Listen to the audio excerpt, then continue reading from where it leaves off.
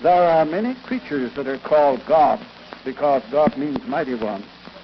Was Charles Taze Russell a Freemason? If we go to the heraldmag.org website and we click on Online Bible and we click on Russell and we go down to Convention Reports Sermons and we download a PDF, there we come up with this document that documents that Charles Taze Russell said, "I am a Freemason. I am a free and accepted Mason if I carry the matter out to its full length." Because that is what our Masonic brethren like to tell us. Now this document proves that Charles Taze Russell was a Freemason. But are there other evidences that prove that Charles Taze Russell was a Freemason?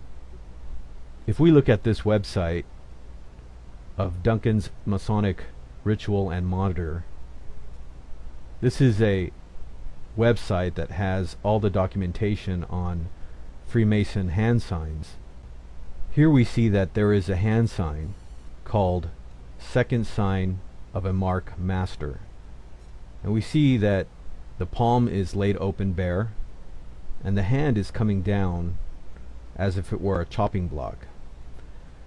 Duncan's Monitor describes this hand sign as, after having completed the sign as just described, drop the right hand a little to the right side, about as high up as the waist, the palm opened and horizontal, and at the same time lift up the left hand and bring it down edgewise and vertically upon the wrist of the right. This is figure 21, which is what we're looking at here. Now if we look at an old video by Charles Taze Russell, here we'll see him doing this hand sign. And at the 22-second mark, we'll stop it and you'll see what's there.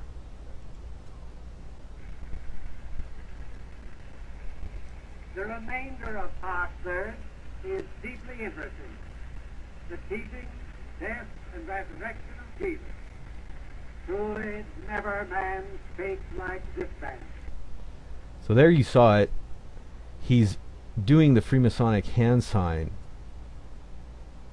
but he's using the left hand instead of the right hand. Now we could say that this is the internal lodge hand sign, and this would be what they do when they're outside of the lodge. There's an inner order and an outer order things of doing things with the Masons.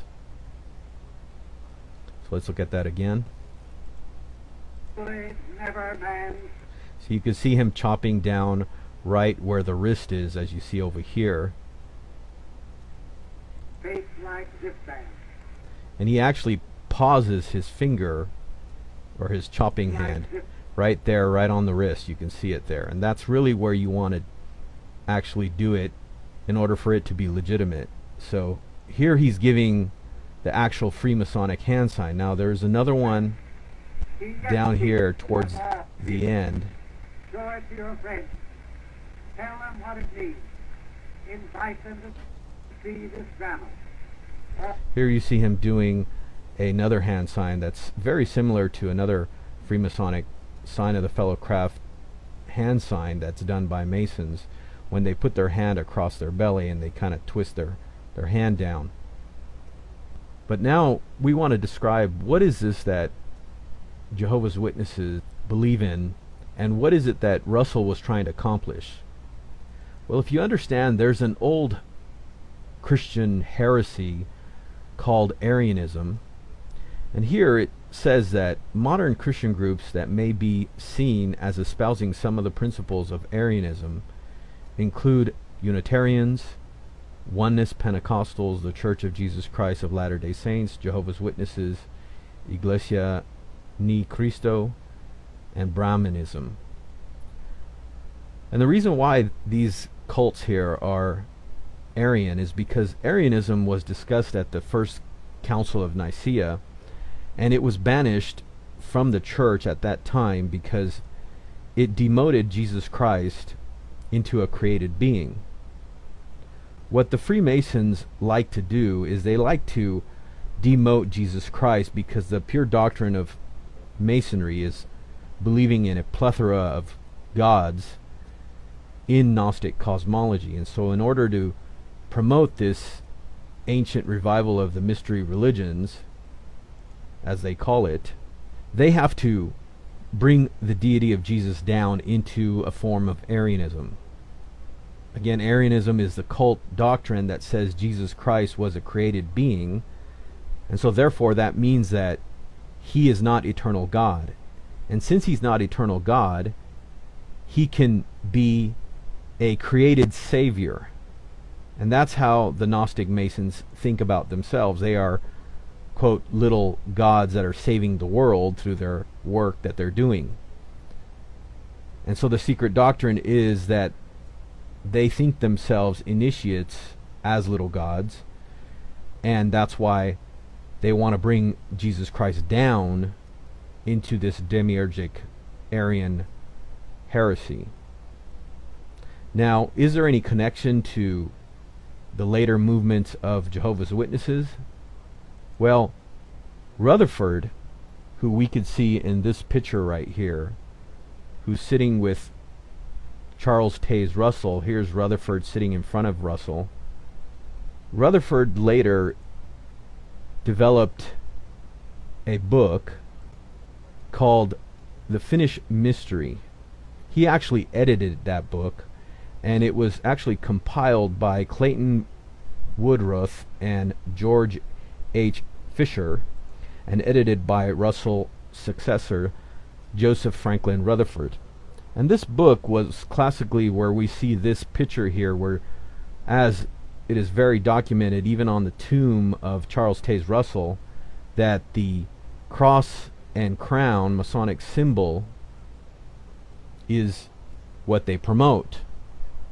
The original document is actually here, and it comes from this book, again called Finished Mystery, and you can see it right here at the very beginning. And this is the book that was compiled and later edited by Rutherford, who was one of the heads.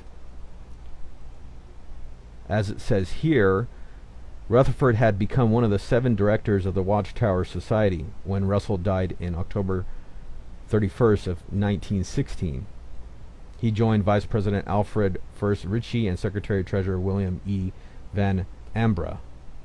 And so we could see that this document here was later promoted by those in the Watchtower Society.